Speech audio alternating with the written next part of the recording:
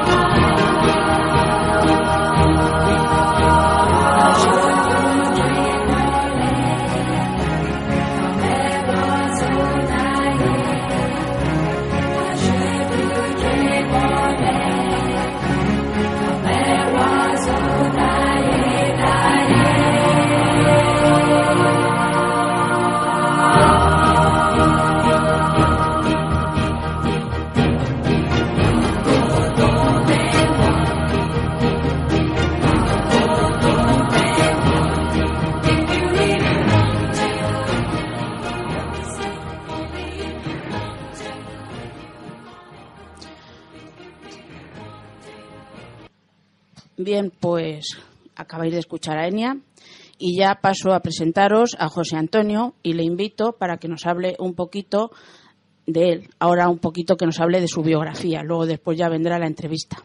Hola, buenas tardes, José Antonio. Muy buenas tardes, Juana. ¿Qué tal? Pues encantado de estar aquí en tu programa Onda Latina. Y bueno, voy a contarte un poquito pues quién soy, madrileño de toda la vida, ¿no?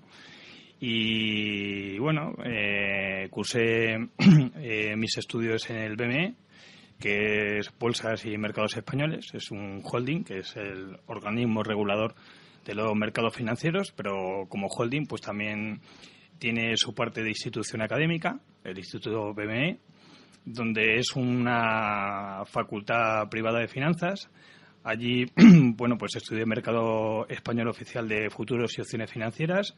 Y bueno, tengo la licencia de operador de mercado de derivados y he estado trabajando 10 años pues en banca, entre Bank of America y Citibank, en el momento que era pues los bancos más importantes del mundo. Lo que pasa es que desgraciadamente suena muy fuerte. Sí, lo que pasa es que desgraciadamente pues por la crisis a mediados un poquito ya avanzado del 2010, pues concretamente estaba en Bank of America, que llevaba ahí casi 5 años, que curiosamente, como anécdota, decirte que en Bank of America estuvo también trabajando Catherine Neville, la autora del bestseller del 8, ¿no? Que no tuve el gusto, lógicamente, de conocer, ¿no? Pero yo siempre lo cuento como algo agradable y anecdótico, de lo cual me siento bastante orgulloso. Hombre, a ver si tienes su misma suerte. Sí. Hombre, no lo sé. Nunca se Pero sabe. Vamos, el caso es que se lleva haciendo tiempo ajuste de plantilla y al final, bueno, pues cuando las cosas se prolongan en el tiempo, pues al final a uno pues le toca, ¿no?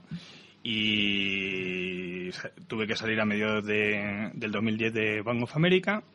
Estuve trabajando un tiempo en una sociedad de valores que se estaba reconvirtiendo en sociedad gestora de instituciones de inversión colectiva. Para el que no lo entienda, es un fondo de inversión, pero simplemente era para unos meses. Luego tuve la inmensa suerte de que entré a trabajar en Sanitas, que es una empresa de medicina privada, que no tiene nada que ver con la finanza, lógicamente, pero la formación que yo tengo académica, te lo permitió. Que yo dentro de la empresa pues cumplo una función en la cual sí le puedan sacar partido pues a mis conocimientos en el área que ellos estimen oportuno, ¿no? Entonces llevo trabajando ahora mismo en Sanitas pues como 2 años y medio aproximadamente. Pues no está mal, porque tal y como está el mundo y los trabajos hoy en día es loable, desde luego. Sí. Bueno, pues... Luego, en cuanto a bibliografía, pues esta novela, Arena en tus ojos, que es de la editorial Bodón Ediciones, es mi primer trabajo, se puede decir, serio, ¿no? O sea, mi primera novela... Eso ya te lo iba a comentar después. Seria, porque yo siempre he sido un poquito de ciencias mixtas, ¿no? O sea, siempre he sido de números y también de letras, ¿no? He publicado algunas cosas en blog, relatos, he participado en algunos concursos, pero nada de relevancia, ¿no? Y quizás sea esto pues lo que está teniendo más éxito. Más éxito. Es una novela que se publicó en septiembre, a principios de septiembre. Se ha sacado en varios formatos. Digital, petición bajo demanda, en formato, lo que se denomina en el mundo editorial como formato trader, formato comercial, que que tiene unas dimensiones digamos buenas, con solapas, y bueno, se distribuye pues en los principales sitios, ¿no? De hecho, yo presenté en su momento, en septiembre, en la Casa del Libro, en Madrid, la misma semana que lo hizo Ken Follett, que para mí pues es otra anécdota bastante importante, ¿no? Bueno, pues vamos a empezar ya con la entrevista. Bueno, la primera pregunta es la tópica y típica. ¿Desde cuándo escribes? Bueno, yo creo que he escrito desde siempre. Desde siempre he estado escribiendo. Siempre he tenido un poquito una vena artística. Con 6 años me publicaron 2 dibujos en el Dominical del Ya, cuando existía el Ya. Yo soy de las personas que cuando escribo algo, dibujo alguna cosa, no me suele gustar y tiendo a romperlo. Y mi madre me cogía, digamos, cuando le gustaba alguno de los trabajos que hacía y me los guardaba, ¿no? Entonces, por aquella época, pues había concursos de dibujos para animar viñetas en esos periódicos. Y mi madre los mandaba y consecutivamente pues durante 2 semanas me estuvieron publicando esos dibujos, ¿no? Y siempre fue una anécdota que me ha acompañado un poquito siempre, ¿no? Siempre la familia me decía, mira, ese es el que ha publicado ahí en el Dominical del Ya, ¿no? Cuando ¿Y conservas los periódicos? Sí, que los conservo. Si no, pues entonces tú hacías lo mismo que yo luego lo rompía. Sí. ¿Y qué es lo que te llevó a escribir? Sí, hubo un revulsivo, porque a mí mi trabajo me apasionaba. El trabajo que tengo ahora mismo también, por supuesto, porque yo soy una persona que siempre me entrego con todo lo que hago, ¿no? Pero a mí me costó bastante pues llegar a trabajar pues en las entidades que he llegado a trabajar y ser operador de mercados, lo que vulgarmente es un broker de bolsa, ¿no? y bueno, y para mí era pues más que un trabajo, ¿no? Era también pues mi hobby, ¿no? Y aparte que había muy buen ambiente laboral, mis mejores amigos están en la entidad y demás. Y cuando salí de trabajar en el banco, bueno, pues yo donde estoy muy a gusto, ¿no? Pero al mes de estar fuera, pues empecé a escribir, pues con la intención de escribir un pequeño relato, ¿no? Que se fue alargando y fue tomando forma de novela. Forma de novela, ¿no? Y mi mujer me decía que la veía muy bien. Yo con esa tendencia siempre que hacía con los dibujos y con otras cosas que escribía, digo, bueno, pues yo no lo veo tan bien, ¿no? O sea, si no es por mi mujer, a lo mejor la novela no hubiese salido porque la hubiese borrado del ordenador, ¿no? Y la empecé a enseñársela a amigos para que me diesen su opinión, ¿no? Y entonces la gente... Y esa pues, pregunta te la iba a hacer después. Tenía buena opinión. De hecho, mira, pasa una cosa muy curiosa, ¿no? Cuando quedas con amigos y los invitas a casa a cenar, lo que nunca tienes que hacer es enseñarle ni las fotos de la boda, ni las fotos del viaje último. De los viajes, ni nada, porque es un rollo. Al único que le gusta es a uno mismo, ¿no? Y si tú estás escribiendo una novela o cualquier cosa artística, pues también la gente pues se suele aburrir, no le vas a dar el tostón. Y yo me acuerdo que empecé a leerle la novela y no querían que parase. Y cuando llevaba 50 folios de DIN A4 leídos, yo decidí parar. Porque digo, es que no se lo merecen, que les esté taladrando el cerebro de esta manera, ¿no? Y estaban entusiasmados. Dice, Dios mío, esto lo tienes que llevar a algún lado. Digo, bueno, todavía me falta mucho para terminarla, ¿no? Entonces fue ahí un poquito cuando ya, digo, creo que voy bien encarrilado y decidí seguir con el proyecto hacia adelante, ¿no? Bueno, ese es un buen empuje, quieras que no. Sí, un buen ánimo, ¿no? Sí. Porque primero yo creo que le tiene que gustar a uno mismo, ¿no? Porque cuando uno termina de hacer una novela, pues es un poquito como un hijo, ¿no? Le tiene que gustar, ¿no? Lo que pasa es que cuando uno a lo mejor también tiene tanta exigencia, pues no lo ve de la misma manera. Hay a veces que nos jugamos muy duramente, ¿no? Y tienes que empezar por convencer a los que tienes a los demás. O sea, a los que tienes alrededor. Pero yo creo que lo primero que hay que convencerse, lo digo por mí, bajo mi punto de vista, es uno mismo. Sí. Porque si tú no estás convencido, no convences a los demás. Sí, lo que pasa es que yo soy un gran lector. Yo te explico. Yo me leo el Quatch de un escritor, porque un escritor si no lee, pues es imposible Está que escriba perdido. bien. Y yo me leo unas 15 novelas al mes, ¿no? Entonces, leo gente muy buena. Y claro, hay gente que admiro profundamente. Y no me veo a ese nivel de que yo pueda escribir, de llegar a esos niveles. Hombre, cada uno tiene su estilo, sí. Pero hay gente que me asombra y digo, joder, me encantaría poder escribir de esa manera o que o yo poder transmitir lo mismo que me transmiten ellos a mí, ¿no? Entonces, en ese aspecto soy muy, muy exigente. A mí mi novela me encanta, o sea, me gusta, ¿no? Entonces eso fue un buen indicativo, ¿no? Porque que no la quisiera tirar a la basura cuando la terminé, pues digo, esto va a ser bueno, ¿no? Porque yo siempre tengo esa tendencia un poco a que cuando termino una cosa, digo, pues la podría haber hecho mejor, digo, voy a repetirla o lo que sea. Y sobre todo, pues el apoyo también de las amistades que decían que lo veían bastante notable, un trabajo bastante notable, pues fue lo que me animó pues a mandarlo a las editoriales, ¿no? Una vez que se terminó el trabajo. Bueno, lo importante es también que las editoriales te dijeran que sí.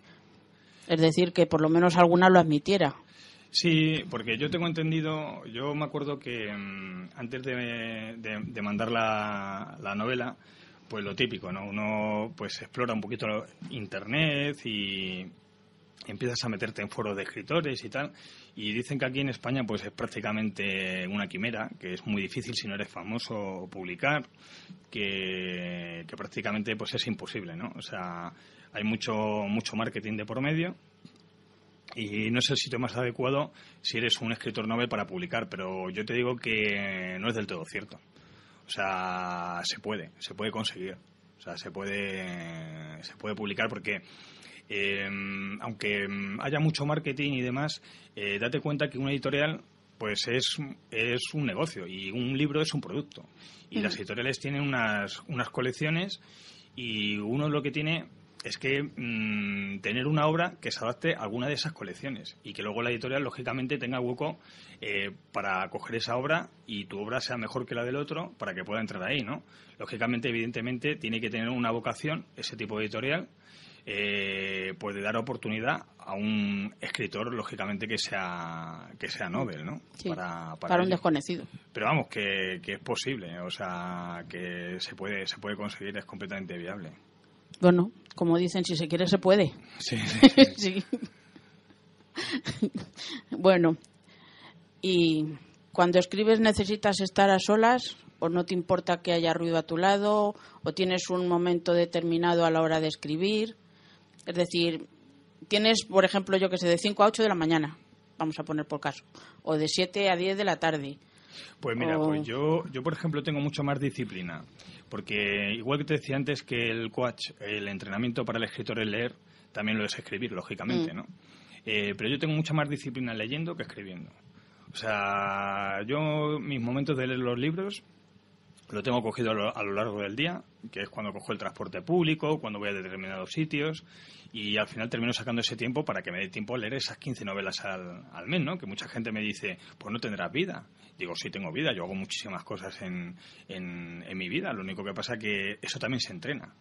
Porque hay gente que dice, pues yo no sería capaz de leerme una novela de 300 páginas en un día.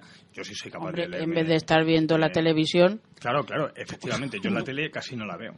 O sea, veo los informativos y es que no veo nada más. O sea, el resto del tiempo, cuando estoy en casa, para estar tirado en el sillón, me estoy leyendo una novela. Claro.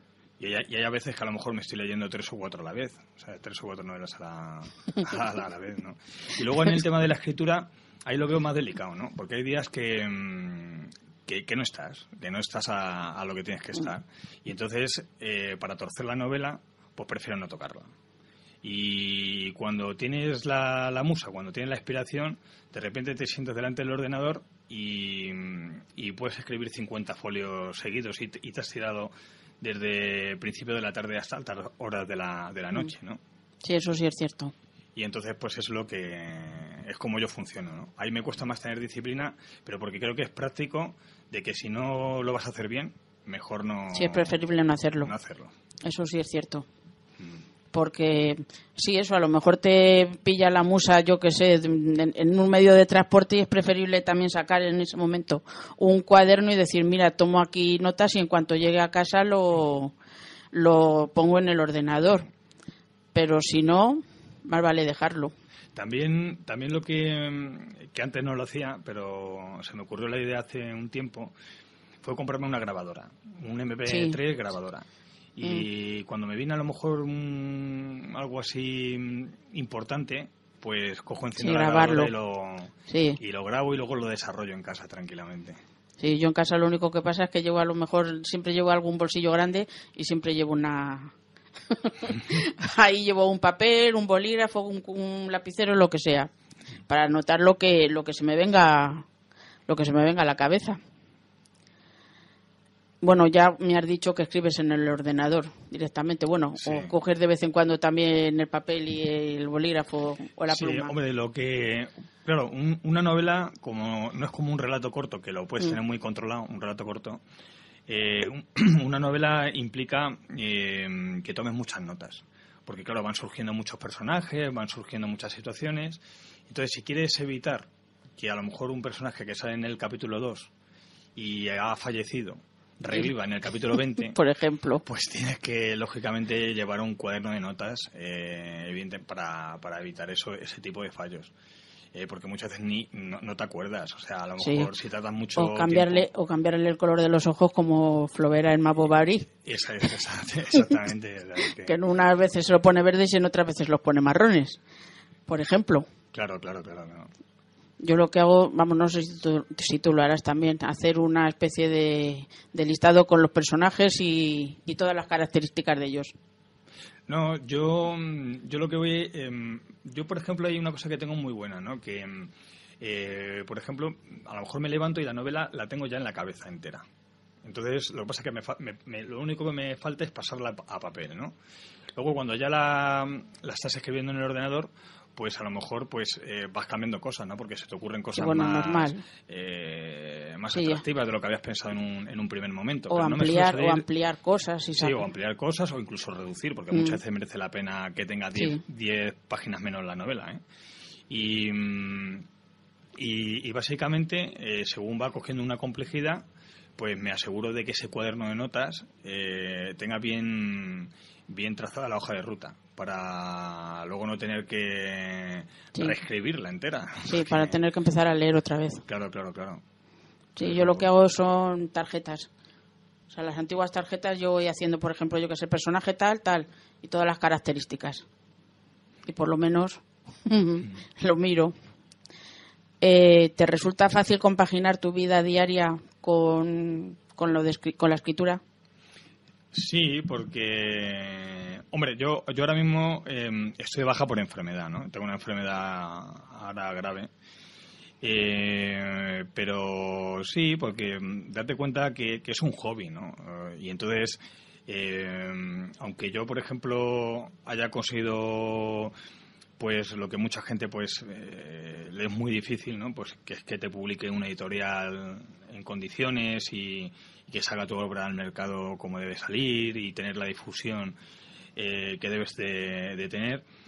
Pues evidentemente sarna con gusto no pica, o sea claro, ante todo es un hobby, ¿no? Porque todos sabemos, tú que también te dedicas a escribir, que los escritores pues la verdad es que no somos los últimos de la cadena, o sea, no ganamos mucho, o sea, ganan más el resto que... Más bien nada.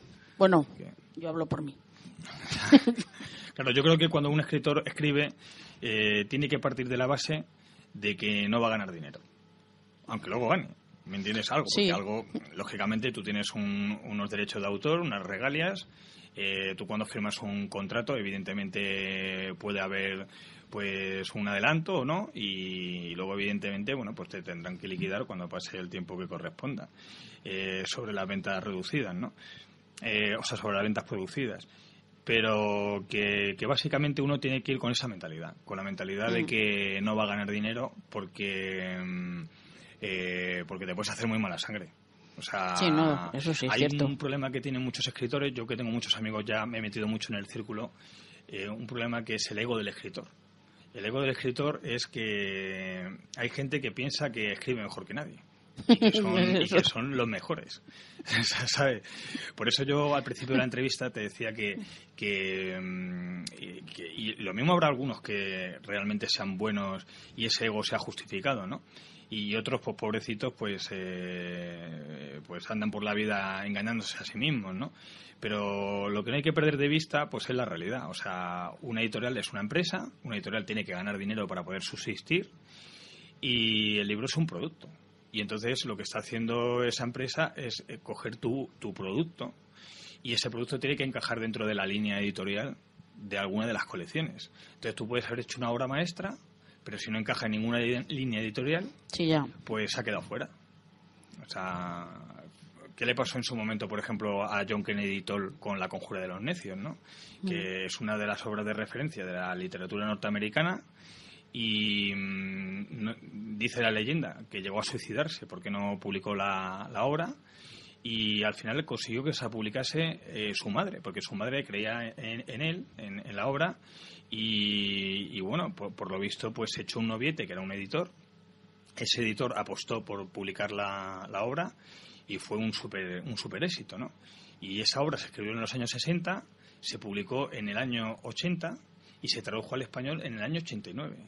Yo he leído La conjura de los necios y es mi segundo libro preferido. O sea, el tratamiento de los personajes de ese libro es de auténtica maestría. O sea, es algo increíble. Me parece impresionante que, aunque sea difícil, porque es una tragicomedia, ¿no? Aunque sea difícil a lo mejor de encajarla en una colección determinada, cuando se veía desde la perspectiva de un novel, pues nadie apostase por algo tan brillante, ¿no? Porque es una novela realmente brillante. Eso es a lo que me refería antes, ¿no? Que yo leo eso y me emociono. Y digo, Dios mío, yo no puedo escribir esto es increíble. O sea, es algo... Sí, no, pero es que, claro, lógicamente cada escritor tiene su estilo. Sí. Y nosotros, tú como autor de tu obra o yo como autora de la mía, no le damos vamos, yo por lo menos no le doy la misma importancia, y como tú digo, uy, pero si esto quién lo va a leer, aunque luego después a lo mejor lo demos a leer y digan, uy, pues a mí me gusta. ¿Entiendes? Vamos, yo por lo menos bajo mi punto de vista, que a lo mío a lo mejor pues no le doy la importancia que quizá tenga, no lo sé. Luego es como todo, también los libros es cuando uno lee un libro es como le pille en un momento determinado, sí. Porque muchas veces lees un libro en un momento de tu vida que no te dice nada y luego lo lees en otro momento de tu vida y dices, madre mía, vaya pedazo de libro, ¿no? Eso me pasó a mí con 100 años de soledad. Sí. Me tocó leerlo cuando hacía bachiller. Ahí te iba a hacer una referencia, y perdona que te interrumpa, y lo comentaba, lo hablaba el otro día con mi mujer, que es que muchas veces es criminal. En bachiller obligan, o por lo menos en el bachiller de cuando nosotros lo hacíamos, sí, que ahora ya han cambiado mucho las cosas, te obligan a leer libros que tú no tenías la madurez suficiente para apreciarlo. Uh-huh. Entonces, ¿qué ocurría? Que tú te leías el libro y entonces a lo mejor pues te aburría o no lo entendías. Y luego el profesor pues te lo explicaba, o al revés, te empezaban a explicártelo. O no te lo explicaban. Para que supieses, para que entendieses lo que es el realismo mágico, por ejemplo, en el caso de 100 años de soledad, y te quedabas con eso, ¿no? Me puedo ir a otra obra, por ejemplo, mucho más complicada, de Pedro Páramo, por ejemplo. Sí, también. Claro. Que se las trae. Claro, de Juan Rulfo, ¿no? Que dicen que es la mejor obra de la literatura mexicana, ¿no? Pues evidentemente a una persona que está haciendo bachiller, tú le sueltas Pedro Páramo y no va a entender nada. No. O sea, no va a entender nada. Y aunque se lo expliquen el profesor, es un sacrilegio, porque lo bonito es que tengas suficiente madurez literaria para que cuando tú tengas una edad, cojas ese libro y sin que nadie te diga nada, lo leas y te quedes pasmado. Y sí, digas, no, y además mía, es que del principio al fin es una pura metáfora, es que ya ha incluido el título, porque lo que te está explicando, vamos, lo que te está hablando es de un páramo y Pedro, que es una piedra, y es eso, es una piedra dentro de un páramo, y es toda una metáfora de la vida y de lo dura que es la vida. A mí la verdad es que me gustó, pero claro, también me lo leí cuando era ya mayor. Y lo que te decía de 100 años de soledad, a mí me lo mandaron en el instituto, aquello no lo podía tragar de ninguna de las maneras, me leí el comienzo un poco del medio y el final. Y entonces hice un trabajo estupendo, claro, me pusieron muy buena nota, pero yo no me había leído la novela. Y de hecho la tenía arrinconada. Hombre, dentro del realismo mágico hay otras por ejemplo, novelas que la puede leer cualquiera, que entra bien. Por ejemplo, como Agua para chocolate, de Laura Esquivel, que es encantador el libro. Y bueno, no hace falta tampoco tener una gran formación pues para entenderlo, y se puede disfrutar con pero él, es ¿no? Eso, que depende de las edades. Claro, depende de de los tiempos. Y luego después también, depende, escritor hay uno, pero luego después lectores hay muchos. Y a lo mejor lo que a ti te encanta, claro, pues a mí me deja fría, claro, por ejemplo. O lo que a mí me encante, pues te deja frío a ti. Yo, por ejemplo, mi estilo literario, en lo que está escrito la novela, el estilo narrativo, es realismo sucio, porque yo soy del año 76, entonces estoy muy influenciado pues por los escritores de la generación X, que se llama, los baby boomers, que son gente, bueno, pues que nacieron entre principios de los 70, mediados de los 70, y que son pues la gente de la generación de Lucía Echevarría, de José Ángel Mañas, de Ray Loriga. Entonces ese tipo de literatura no lo hicieron ellos original, porque ellos me imagino que serían influenciados por el realismo sucio norteamericano, que también estoy yo muy influenciado por ellos, pues, por ejemplo John Fante, o por la Beat Generation, o sea, los pre-hippies, como puede ser Bukowski, Jack Kerouac. Entonces mi estilo narrativo está muy influenciado por esa corriente, ¿no? Y ahora nos lees un poquito. Si ahora te lo leo y lo vas a entender, porque ese estilo narrativo... No, si no es para entender, es para que Vamos, yo lo entiendo y yo quiero saber un poquito más de tu novela, pero leído por ti, pero para que los radioyentes también lo oigan. Sí, puedo leer parte del primer capítulo, porque bueno, al fin y al cabo, si nos metemos en la página de la editorial, bodón.es, bueno, con que se meta uno en el Google y ponga Bodón Ediciones... Ya lo encuentra, sí. Esa es la página de la editorial. Es pinchar dentro, y luego dentro de las colecciones es pinchar la pestaña de Índigo. que es a la cual pertenece mi novela. Y entonces, en la pestaña de Índigo, que es la colección donde pertenece mi novela, es Arena en tus ojos, se baja un poquito con el ratón, y se puede uno descargar en PDF el primer capítulo, ¿no? Uh-huh. Y yo lo que voy a hacer es leer un poquito del primer capítulo, porque claro, si leo luego ya otras cosas... Pues hombre, yo puedo leer el resumen que hace la editorial, que dice así: sus antepasados, todos combatientes y consejeros en las distintas guerras con Marruecos, son su inspiración para intentar salir de un agujero al que arrastra sin proponérselo a su amigo Joaquín.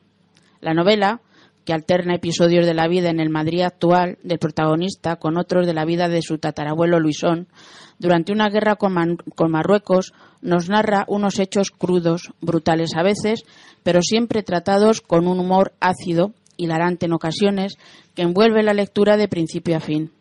Arena en tus ojos, además de un divertido libro de aventuras con un sorprendente epílogo final, es una reflexión sobre la importancia del amor, la amistad y los valores humanitarios en la búsqueda de la propia identidad y del sentido de la vida. Así que ahora José Antonio nos va a leer el primer capítulo de Arena en tus ojos. Pues sí. Bueno, la primera parte del libro se llama El diario de Luisón y el primer capítulo se llama El bar. Empieza con una cita de William Shakespeare que dice así: lloramos al nacer porque venimos a este inmenso escenario de dementes. Entonces el capítulo comienza de la siguiente manera: allí estaba Johnny, como cada mañana del sábado, aguardando la vendimia embotellada de los que transportan la última copa a cuestas, calibrando la llegada de ese tren que nunca parece arribar y que le trae el bendito alimento. ¿Dónde está Johnny? Esperando a que le sirvan un trago, claro está. Es un alcohólico, por si nadie se había dado cuenta. Esta es una estación de ferrocarriles, esperando que la concurrencia que llega de retirada, esos que no pueden parar hasta que echan la pota en la misma puerta del zaguán, tiren la jugosa litrona a la papelera. Y ahí es cuando nuestro amigo entra en acción, en su anhelo de dejar los cascos limpios, cumpliendo con una melindrosa misión que solo puede hacer él. Nunca nadie le engüeteó tan bien el cristal. Era un creador y la gente se lo consideraba. Él lo sabía perfectamente, pero no le gustaba vanagloriarse de ello. Así que cuando terminaba de alinear todas las botellas delante de los banquitos de espera, las apuraba prontamente, una por una, con pujanza, mientras la gente que se subía al tren lo miraba como si fuese un adalid, y él se tocaba el sombrero para saludar, pero nadie le devolvía el gesto. Cuando terminaba, simplemente cantaba. Estaba feliz. No sabía por qué, pero estaba ufano. Era libre como un pajarillo. Como esos que se posan en las vías a coger los restos de comida que pueden picotear entre la grava de los raíles, antes de que pase el servicio de limpieza. De hecho, no era la primera vez que Johnny se apeaba del andén a coger algún trozo de bollicao por la parte donde había más cacao, que no era tonto. Sabía muy bien cuándo tenía que jugársela, si el borceguí merecía la pena. No lo haría por un trozo de chorizo, pues no era de encurtidos. Qué lameruzo era nuestro Johnny. Aquel trabajo lo dejaba extenuado. Era difícil, no creáis. Que si un poco de cerveza, ahora un cartón de Don Simón, a por una White Label, mezcla que te mezcla, como un barman profesional de esos que salen en la tele bailando las damajuanas, y casi siempre corre que te corre, porque venía el de seguridad blandiendo porra como un acomodador calenturiento de un cine porno, pero qué pernil les tenía el Johnny. Borracho como una cuba, no había quien le echase el guante. Además era duro como el pedernal, pues no se llevó barquinazo ni nada de los seguratas, pero no le hacía daño, porque él cada sábado volvía, a pesar de que al final de la mañana le estuviesen esperando una buena ración de hostias. Yo nunca terminaré así, soy un abogado de éxito, por favor. Me gusta beber, lo reconozco, pero yo controlo. De hecho, me han educado para gobernar lo que otros no pueden, como Johnny, que es un enfermo, un excluido, un despojo humano víctima de una sociedad que, en fin, que es una máquina expendedora de proporcionarme clientes. Eso es. A mí me interesa que haya borrachos, drogatas y putas. Cuanto más mejor. No por ese orden, claro está. Las putas me gustan más. Gozan de mayor liquidez. Están acostumbradas a las transacciones comerciales. Se puede hacer negocio con ellas. A los mamados y a los drogatas se les va la olla muy pronto. Y luego tienes problemas para cobrar. Sí, decididamente me quedo con las pelanduscas. Me gusta coger el tren, otear por las ventanas, ver esos barrios obreros que secuencialmente van dando lugar a raquíticos trozos de campo que se intercalan con albañales y estos a su vez con centros comerciales a lo lejos, siempre distantes, impersonales, casi iguales unos de otros, con el coro de marujas cloqueando fuertemente. Me sirve de banda sonora de aquel tráiler en pantalla natural de 50 pulgadas, donde no paran de correr por momentos las mismas imágenes. Hormigón, vertederos, asfalto, árbol, hormigón, asfalto, McDonald's y vuelta a empezar. Me hurgo en la americana, no me la olvidé, ahí está mi petaca, bien rellena de whisky escocés. La voy a sacar y a darle un buen trago. Creo que lo necesito. Y cualquiera que tuviese a estos loros al lado, graznando, como si estuviesen apareando, no creo que se escandalizasen mucho. Ya que estas mismas que ahora no callan ni debajo del agua, son las que años antes se fumaban los petas entre vagones, improvisando estrechos fumaderos a modo de sarcófagos. Y ahora los han sustituido por mopa, cristasol y aguarrás que inhalan como la mejor fragancia de París. Qué rico está este bebistrajo, caldo de dioses que me va calentando las entrañas como un río de agua bendita que se abre paso hasta la puerta de una catedral para expiar sus pecados, purificarse, convertirse en agua limpia y piadosa que luego riegue campos y plazas. Todo en orden, todo bien, joder. Me estoy meando como una persona mayor. Miro a ambos lados del vagón para asegurarme de que no están ocupados. Los cenotafios metálicos, libres como tienen que estar. Me levanto, abro la puerta y me marco una gran meada que no puedo evitar radiar en voz alta. Como locutor de radio no puede callarse el cantar el gol del equipo local. Vacío, me he quedado vacío y dispuesto a volver a llenar. Cada vez se ve menos hormigón y eso es señal de que estoy llegando al santuario, a la santa abadía de mi amigo Joaquín, que tiene el mejor whisky de todo Madrid. Recargaré la petaca como el vaquero hace con su fusil y sus revólveres con empuñadura de nácar. Ya he llegado, esta es la parada. Las marojas siguen cacareando incansablemente. No se han dado cuenta de que me he pimplado delante de sus narices una petaca de buen whisky. Es increíble la capacidad de concentración que pueden llegar a desarrollar como el buen cirujano antes de operar. Y cómo pueden dar para tanto hablar de fregados, planchados y bolas de pelusa, pero ni siquiera se han dado cuenta cuando me he levantado a purificar los fumaderos con mi agua amarilla. Son como chacales del verbo estúpido y sin sentido, que parece que no las han dejado hablar en su vida. Se abren las puertas, menos mal, tengo que bajar de aquí. Cruzo la calle, está hecho un asco. Lleva un rato lloviendo, el pavimento está mal, se han hecho unos charcos del carajo. Dos vagabundos se pelean por una guía de teléfonos que ni siquiera es de Madrid. Están chapoteando como dos carpas desesperadas en un estanque muy pequeño. Mi naturaleza curiosa hace que me detenga a corta distancia. Quiero ver lo que se cuece. Realmente lo que deseo es que se partan la cara y ser espectador de primera fila. Me acerco demasiado, se recelan. El más harapiento me empuja, le aparto la mano con soberbia, pierdo el equilibrio y caigo en el lodazal.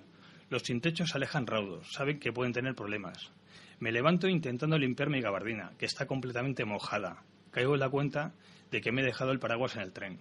Me percato de que la gente me mira desde la ventana del bar de mi amigo Joaquín. Algunos se ríen, no sé si de mí, pero no les culpo. Yo también tengo ganas de reír, pero no sé por qué me germinan lágrimas, que se desorientan con las gotas de lluvia que no paran de caer del cielo y de mis ojos, conformando un cóctel de tristeza. Me toco la cara, me la siento dormida, y me muerdo los carrillos por dentro. Entro en el bar. Dejo el abrigo en un capero de la entrada de estilo Art Deco, que está de adorno. Pero no reparo en estas cosas cuando estoy algo ebrio, completamente empapado. El agua resbala por las baldosas blancas y negras que conforman un ajedrez humano, ahora más acuoso que de costumbre, en el que hay piezas de todos los colores. Miro a mi derecha, veo a un chino con el pelo largo recogido en un moño a modo de tubérculo capilar. Me recuerda a la película del último samurái, pero caigo en la cuenta de que esos eran japoneses. Reflexiono sobre las piezas de ajedrez, mientras miro fijamente al chino, que por un momento deja de echar a la máquina de tragaperras y se gira para ver si quiero algo. Sería un magnífico alfil en esta partida. De lo que estaba seguro es de que yo no sería el peón. Decido pasar de problemas. Estoy en el bar de un colega.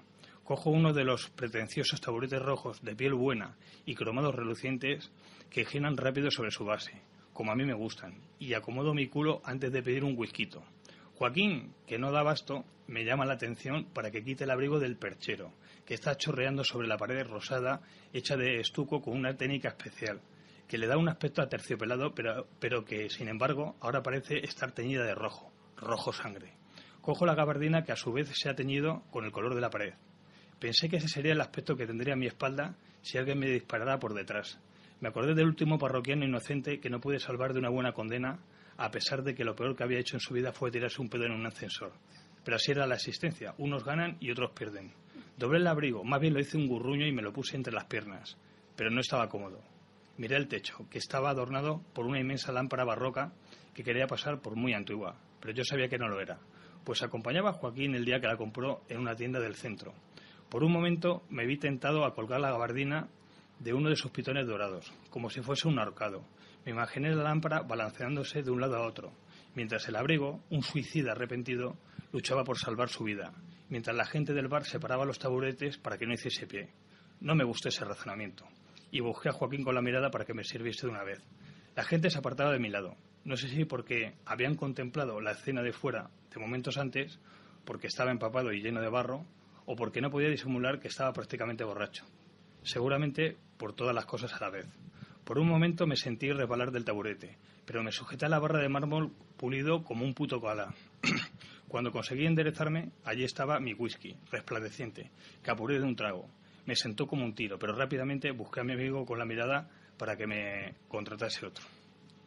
Bueno, hasta aquí leo esta parte del primer La verdad capítulo. es que está muy bien. He notado unas cosas que mezclas el lenguaje muy actual con otro arcaico y prácticamente en desuso. Por ejemplo, los borceguíes, la damajuana, el capero, el cloquear de las marujas. O sea, todo eso lo mezclas muy bien el lenguaje actual con un lenguaje anticuado, vamos, que Sí. está prácticamente en desuso. Porque ¿quién habla ahora hoy en día de borceguíes? Claro, Pues nadie. por ejemplo, un borceguí pues es una especie de calzado. Es un calzado que eso muy ya no antiguo, se lleva. Muy antiguo, que antiguamente pues se utilizaba a modo de trueque, se valoraba mucho ese tipo de calzado y se llegaba a cambiar pues por artículos que actualmente nosotros le daremos más valor. A lo mejor unas buenas sandalias, que es lo que era un borceguí, se podía cambiar pues por a lo mejor un par de ovejas, ¿no? Si la piel era buena y ahí tenía un buen trabajo artesano. Claro, si se tiene en cuenta que los otros iban con unas abarcas de estas de andar por los campos, pues lógicamente unos borceguíes tenían un precio incalculable, un valor. Por eso dice ahí en la novela que no se ha jugado por cualquier cosa, ¿no? Y entonces digamos que esa palabra pues actúa también a modo de metáfora, ¿no? Sí, no, sí, ya lo sé, las he estado anotando porque llaman la atención, lógicamente, porque entre un lenguaje tan actual y luego después estas otras palabras, pues te llaman, te chocan, vamos, no es que choquen, a lo mejor a alguno le toca ir a buscarlo al diccionario. Igual que dirá, a lo mejor dice, ¿qué es una dama juana? En fin, una redoma. Bueno, una de las preguntas ya me las respondido. Si das a leer a alguien lo escrito, también me lo ha respondido prácticamente. Porque te lo lee tu mujer, ¿no? Vas leyendo lo que escribes. ¿Qué te llevó a escribir esta historia? ¿Está inspirada en algún hecho real? ¿Tiene algo de realidad? Hombre, yo creo que todas las novelas... Sí. Es una novela de ficción, está clarísimo, pero siempre el escritor pues utiliza cosas a lo mejor... no tiene por qué ser de su vida propia, ¿no? O sea, a lo mejor de los demás, pues para inspirarse, ¿no? Y lo saca a lo mejor de contexto.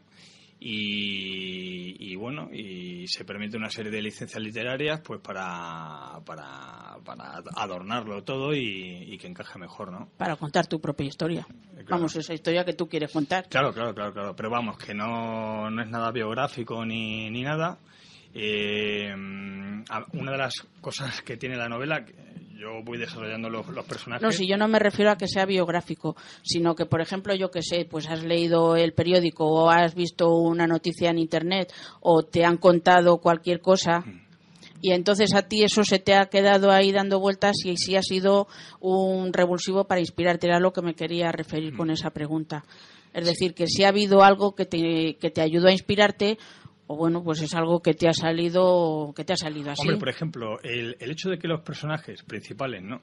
Que empiezo a hablar de Henry, ¿no? Que es el personaje principal, está claro que es un alcohólico, el abogado, ¿no?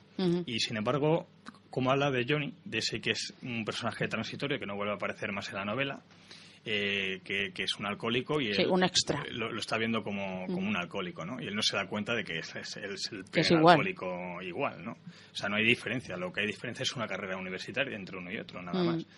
Y ¿qué es lo que ocurre en el estilo de realismo sucio? Que el realismo sucio, los personajes suelen ser gente que son antihéroes, son gente que va perdida por la vida, ¿no? Y entonces son gente que en teoría no está capacitada para contarte una historia por la situación que está viviendo, pero sin embargo es capaz de contártela. Entonces ahí es donde realmente está el valor del realismo sucio, ¿no? Y por ejemplo, una persona que era también un maestro del realismo sucio y utilizaba mucho a los alcohólicos como personajes principales, pues era Raymond Carver, por ejemplo. Sí. Porque él era alcohólico y entonces pues todas sus historias pues eran sobre alcohólicos, ¿no?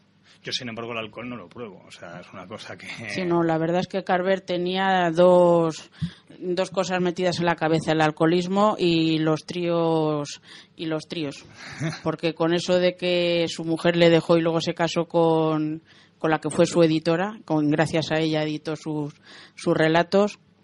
Eso, si tú lees sus relatos, siempre son tres, y eso, y los alcohólicos. Y bueno, ¿algún personaje más o menos se parece a ti? O sea, ¿te ves reflejado tú en algún personaje? Quitando, por ejemplo, esas peculiaridades del alcoholismo y tal, porque yo ni bebo ni fumo. No, si no me refiero a ese, sino... En cierta manera sí son un poquito, porque aquí se llevan dos historias a la vez, ¿no? Se lleva por un lado el Madrid actual y por otro lado se lleva la Primera Guerra de Marruecos. La Primera Guerra de Marruecos pues fue a mediados del siglo XIX, durante el reinado de Isabel II, el general Prim y el presidente O'Donnell, ¿no? Entonces, digamos que este señor, este personaje principal, Henry, es el dueño de un bufete madrileño de más alto prestigio, ¿no? Y está fundado de aquella época. Entonces él no ha tenido que hacer nada en la vida realmente para buscarse las habichuelas. Y entonces, ¿qué ocurre? Que por el alcoholismo y porque ha perdido a su mujer, pues realmente lo está perdiendo toda la vida. Está perdiendo la salud y está perdiendo el bufete poco a poco. Y entonces, ¿qué ocurre? Que él, como ve que va al desastre, y es un tipo bastante inteligente, pues intenta idear estrategias para poder salvar todo eso.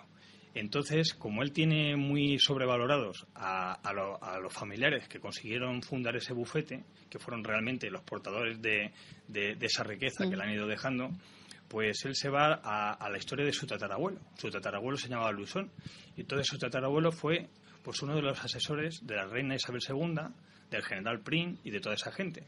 Pero ¿qué ocurrió? Que su tatarabuelo tenía una amada que estaba pues en ese conflicto también, digamos, indiscuida, ¿no? Y está en el otro bando, ¿no? Entonces él tuvo que saltar de los despachos para meterse en la guerra y poder salvar a su amada, ¿no? Entonces, digamos que la novela continuamente se va haciendo un flashback, va saltando del Madrid actual a la guerra de Marruecos, y entonces te va contando las dos historias, ¿no?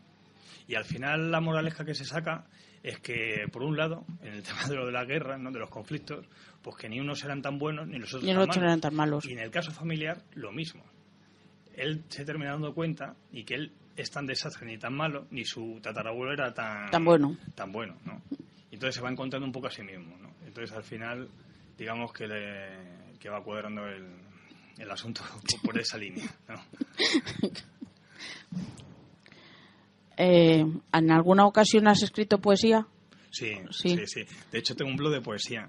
Es muy intimista y también lo mandé a editoriales. Bueno, más que mandarlo a editoriales, hay sitios que hacen jam session, que hacen recitales y tal, y vieron mi blog de poesía y se pusieron en contacto conmigo para que fuese a recitar.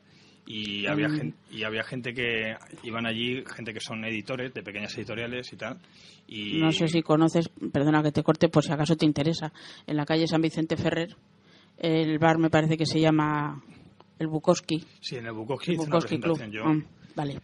Que es Inés Padilla, la dueña del Bukowski, y la conozco. Bueno, de hecho en el Bukowski hice uno de... el libro tiene 6 meses. ¿Sí? Y he hecho ya 4 presentaciones. La primera en la Casa del Libro, la segunda la hice en el Café Librería La Maga, en Fuenlabrada, la tercera la hice en el Bukowski. No, pero yo me refiero a la poesía, que si en el Bukowski, como en el Bukowski... he ido a Jazz Session a recitar. Y ya te digo que muy divertido, se pasan ratos muy, muy agradables y tal, y ya te digo, tengo un blog de poesía y demás, y la verdad es que de momento no me apetece moverlo en serio para que pueda ser publicado, porque la poesía se vende muy mal. Sí. Yo antes, al principio de la entrevista, decía que el escritor no tiene que pensar en los monumentos, ¿no? Pero ¿qué ocurre? Que si a mí me editan poesía... Bueno, te voy a poner un ejemplo. Tú vas a cualquier casa y la gente tiene libros. ¿Cuántos libros de poesía tiene en las estanterías? Pues tiene nada, 2 o 3, y seguramente sean poesía clásica. La gente no compra poesía. Entonces, actual me parece que no. Las editoriales de poesía suelen ser todas muy pequeñas y entonces, al final, ¿qué ocurre? Que vas a terminar matándote a hacer presentaciones para poder sacar los libros. Entonces no lo veo práctico. O sea, prefiero guardármela para mí y en un momento determinado pues hacer como Alejandro Sanz. O sea, me explico. Alejandro Sanz tiene su música, ¿no? Y como es un consagrado, pues en un momento determinado a él le gusta el flamenco y se marca un flamenquito porque le gusta, ¿no? Pues en un momento determinado, pues si yo me lo puedo permitir, porque mis novelas, que la novela se vende lógicamente, es uno de los géneros que se vende mucho mejor que cualquier otro, pues me da pues para que pueda publicar ese manuscrito y se venda de otra manera y no me tenga que preocupar tanto de tanta presentación y tanta... Porque claro, porque es que eso también agota, ¿eh? Sí. O sea, yo creo que es una de las cosas más desagradables de cuando uno publica, es bueno, y claro, también tendría que decir, malnacido es no ser agradecido, ¿no? Porque yo afortunadamente he tenido mucha difusión. O sea, he estado en la televisión, en Teleca Digital, Canal 30 de la TDT, he estado en Cadena SER, he estado en Radio Fiesta FM, he estado en Onda Fuenlabrada. En Onda Fuenlabrada me dedicaron un espacio entero, estuve 48 minutos. He salido en varios periódicos, El Buzón del Sur, El Buzón.es, Más Getafe...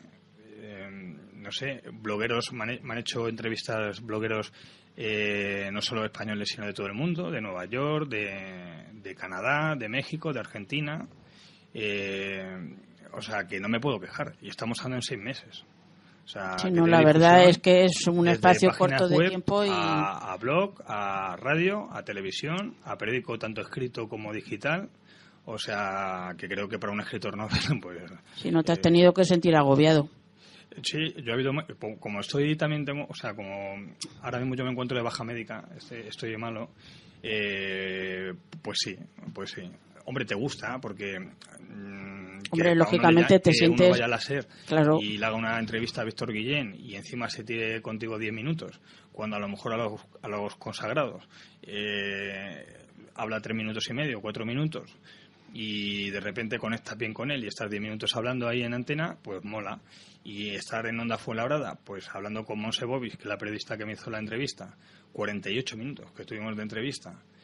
Cuando me parece que semanas antes, yo hoy por ahí no sé si estuvo Nuria Fergó y su entrevista fue hasta más corta, ¿no? Digamos que eso me parece que lo he visto por ahí de pasada por internet, pero no me hagas caso, no me hagas caso, lo mismo a lo mejor era en otra cadena. Pero vamos, que la verdad es que me han tratado muy bien los medios. Cuando estuve en Teleca Digital, me entrevistó, bueno, el crítico, cantautor, un señor maravilloso que se llama José María Alfaya, y también fue una entrevista televisiva de 16-17 minutos, ¿no? O sea, un minuto en televisión cuesta mucho dinero, ¿no? O sea, que son cosas, y luego los reportajes que me han hecho en periódicos no han sido reseñas. O sea, auténticos reportajes, o sea, muy buenos, muy buenos. De hecho, el del Buzón del Sur, que es un periódico gratuito, y el del Buzón.es, en el formato digital se han explayado más. Me lo hizo un periodista que se llama Mariano García, que la verdad es que se ha apoyado muy bien mi libro, y el reportaje yo lo veo que es precioso, ¿no?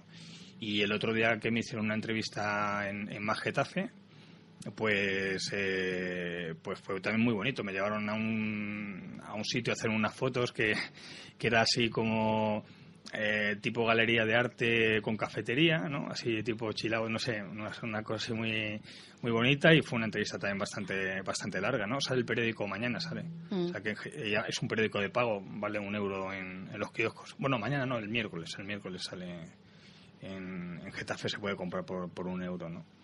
Y la verdad estoy teniendo mucha suerte en ese aspecto, ¿no? Pues enhorabuena. Sí, la porque, verdad es que... en fin, en 6 meses, la verdad es que es para darte la enhorabuena. Sí, y lo que hablamos, que también llegar a la segunda edición, que también es importante, porque también un Nobel, una cosa es publicar y otra cosa es también que llegues a una segunda edición en un tiempo razonable, tan récord, ¿no? Porque yo creo que eso es un tiempo récord. Hombre, no, porque es que también depende con qué te comparen, ¿no? Hombre, lógicamente no te van a comparar, no te comparo con Almudena Grandes, por ejemplo, a lo mejor por, no sé, la que se me ocurre en este momento, pero vamos. Hombre, mira, Ana Dueñas, que El tiempo entre costuras fue su primera novela, o sea, se supone que era una escritora Nobel. Yo le perdí la pista cuando iba por la 42 edición o por ahí, que veía los libros en el Corte Inglés y digo, Dios mío, de mi alma, ¿qué es esto? ¿Quién lo pillara, no? Y ahí tienes el fenómeno, ¿no?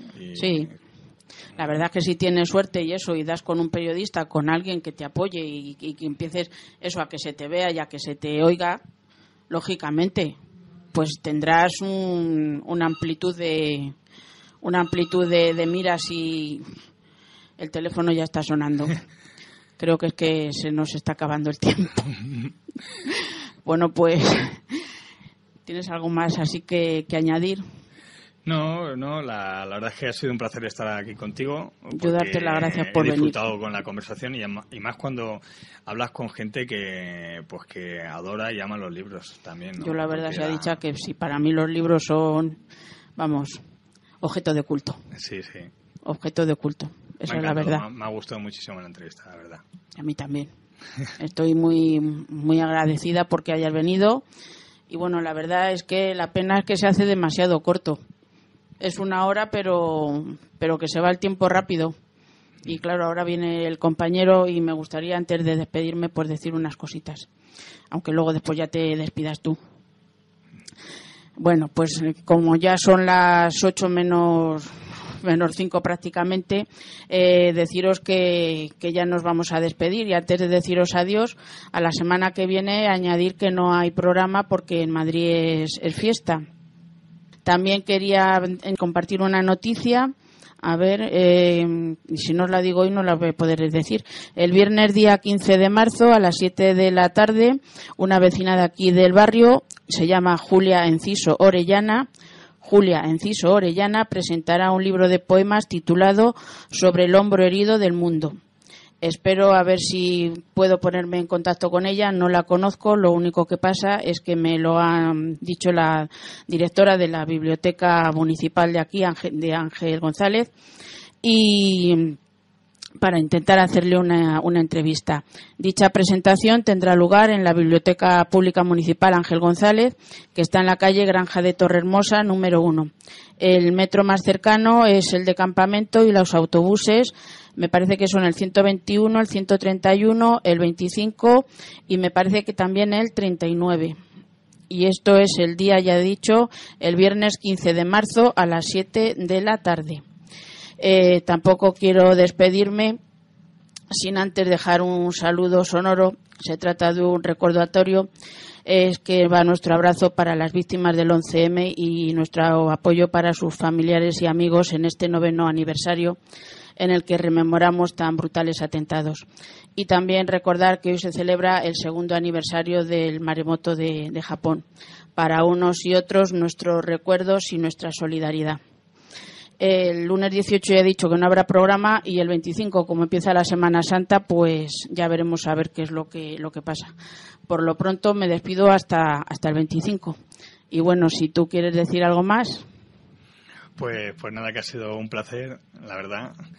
Y bueno, sobre lo de, ahora que acabas de mencionar lo de la biblioteca, mi libro se puede encontrar en muchísimas bibliotecas, en todas las bibliotecas, por ejemplo, de Fuenlabrada, Móstoles, Alcorcón, Parla, Getafe. pues se puede coger mi libro mediante préstamo. O sea, es un dato ahí que quería añadir, porque como hay una crisis tan grande, pues habrá gente que no pueda comprar ni en formato digital ni en formato y tal. Entonces, pues la gente que acude a bibliotecas, pues que sepan que también tienen la opción de leer mi libro si quieren hacerlo, ¿no? Vale. Si lo pillan en ese momento que no esté prestado. Yo lo único que puedo hacer, si quieres, me pongo en contacto con la directora de la biblioteca de aquí de Aluche, con Lidia, por si acaso quieres presentarlo aquí, pero no se puede vender el libro. No te preocupes. No, es que te lo digo porque, o sea, a ti a lo mejor te permite el que lo presentes en la biblioteca. Es decir, te presta la sala, tú se lo dices a la gente que quieras que venga, a familiares, amigos o mismamente las personas que estén allí en la biblioteca. Entonces, a ti te presta la sala, pero lo que no puedes es vender allí ningún libro. Te lo digo porque yo presenté allí mi libro de poemas, lo que sí que hice es que le dejé un par de ejemplares. Hombre, para que queden en la ser biblioteca. Interesante. Lo que pasa es que llevo un ritmo de presentaciones, como te comentaba antes, muy fuerte. Mira, la última que hice fue hace 2 semanas y fue en un hotel, el Hotel La Princesa, en Alcorcón. Y era la cuarta, y acudieron 123 personas. 123 personas y se vendieron 75 libros y no estuvo nada mal, la verdad. Y es la cuarta, o sea, es que voy a presentación por mes. Y entonces... Hombre, yo no sé cómo estará ella de tiempo, ni si sería para este mes que viene, para el otro, para dentro de 3 meses. Porque ahora esta semana presento el libro en el Café Librería La Marabunda, que está en Lavapiés. Uh-huh. Y luego ya para abril, con el Ayuntamiento de Leganés, también me van a habilitar un sitio para hacer otra presentación. O sea, que es que tengo una agenda muy apretada, pero que eso me está proponiendo me viene también bien, porque yo lo que quiero es llegar a todo el máximo posible de gente posible, lógicamente. Bueno, pues entonces, si eso ya para más adelante, como estamos en contacto, pues me dices, oye, que ahora estoy aburrido. A ver si puede ser. Muy bien. Bueno, pues entonces hasta aquí ha sido el programa de hoy, del día 11 de marzo. Hemos estado con José Antonio Morcillo Acedo y con su novela Arena en tus ojos, que podéis encontrar en la editorial Bodón Ediciones, en donde podéis también bajárosla por internet, ¿no? Sí, ahí tienen la muestra se pueden descargar en PDF el primer capítulo, uh-huh, que es parte de lo que he leído yo ahora mismo. Sí. Y se puede comprar, lógicamente, tanto en formato de papel como en digital. Pero bueno, hay muchísimas librerías en internet, sí, ya que lo venden. Coger, Vale. De hecho, la misma editorial tiene sus librerías virtuales, como es Corambo, uh-huh, o El Jardín, o sea que lo pueden comprar ahí, pero bueno, en Amazon y la Casa del Libro, el Corte Inglés, ANAF, etcétera, etcétera, o sea que está en todos los sitios. Pues nada, hasta siempre, José Antonio, y se nos acabó el tiempo, son ya prácticamente las 8. Ha sido un placer. Pues nada, un abrazo y lo mismo digo, otro placer para mí. Y hasta la semana, pues no sé si será para el 25 de marzo o ya no nos escuchamos hasta el mes de abril. Chao.